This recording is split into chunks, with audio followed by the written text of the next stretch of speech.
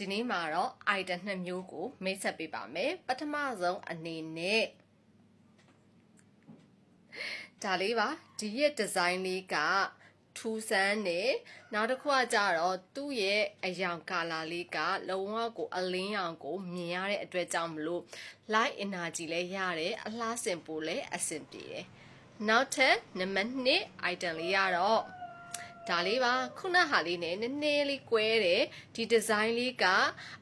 ဒီနည်းနည်းလေးဆန်းနေပေါ့နော်ဒီမှာအောက်မှာအတွန့်တွန့်လေးနေနေ okay ဒါလေးကိုညီတို့အသေးစိတ်လေးသွားကြည့်ရအောင်ဆိုရင်ညအလင်းရောင်ကိုဒီမှာကောင်းစွာရရှိတယ်။ဘာဖြစ်လို့လဲဆိုတော့သူ့ရဲ့အနေထားလေးအလိုက်ဆိုရင်ညီတို့ကိုယ့်ရဲ့အိတ်ခမ်းပေးမှာကိုအိတ်ခမ်းနီးမှာဒါလေးကိုထွန်းထားလိုက်ပြီးတော့အိတ်တော့မယ်ဆိုရင် okay ဒါလေးကိုဒီလိုလေးလုပ်တဲ့အခါမှာညီတို့အလှဆင်ပြီးသားလည်းဖြစ်တယ်အသုံးလဲဝင်တယ်သုံးရတာလည်းအဆင်ပြေတယ်ဒီမှာ item နောက်တစ်ခုဒါလေးနဲ့ကမတူဘူးဒါလေးကကြတော့ဒီလိုတောင်းအစင်းလေးဒါလေးကကြတော့ဒီလို white လေးပေါ့နော် okay ဒီမှာဆိုရင်လည်းမီးရဲ့အလင်းရောင်ကသူ့ရဲ့အလင်းလျောက်ကိုညီတို့လုံးဝကိုပြန့်ကျဲပြီးတော့ရောက်နေရပေါ့နော် okay ဒါလေးလေးထုံးစံအတိုင်းပဲညီတို့ဒါလေးကို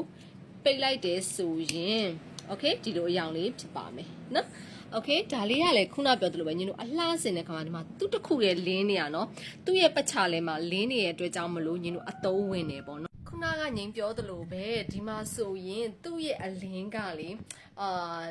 ဘယ်လိုပြောမလဲ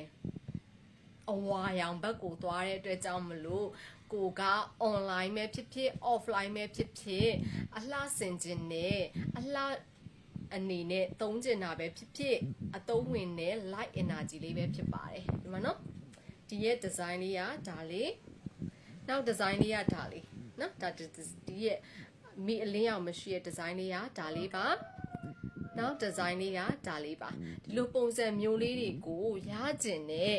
လိုချင်နေဆိုရင်တော့ Viber ဖုန်းနံပါတ်0925454556ကိုသာဆက်သွယ်ပေးပါအခုလိုပေါ့ညီတို့ TikTok တွေဘာတွေတုံးတဲ့အခါမှာကိုကဒီမှာအလှဆင်မှုပဲဖြစ်ဖြစ်ဒီရဲ့မီအလင်းရောင်လေးနဲ့ကိုစော့ကစားခြင်းတာပဲဖြစ်ဖြစ်ပေါ့နော်တော်တော်လေးအဆင်ပြေတယ်သုံးရလဲအလွယ်ကူတဲ့အတွက်ကြောင့်မလို့မိတ်ဆွေဒါလေးကိုယ့်ရဲ့အလုပ်စပွဲမှာထားလိုက်ရင်တော်တော်လေးလှနေမှာပဲဖြစ်ပါရဲ့เนาะbye bye နောက်ဗီဒီယိုတွေမှာအများကြီးပြန်ဆောင်တွေ့ကြပါသေးတယ်ဒါကြောင့်မလို့မိတ်ဆွေတို့ like တွေမလုပ်ရသေးဘူးဆိုရင် like လေးတွေလှုပ်ထားပေးခြင်းအပြင်ထူးထူးဆန်းဆန်းလေးတွေနဲ့အသုံးဝင်ပြီးတော့နေ့စဉ်ကိုပေနာမှာထားလို့ရတဲ့ item လေးတွေကိုမကြခင်ထပ်ပြီးတော့မိတ်ဆက်ပေးပါမယ် bye bye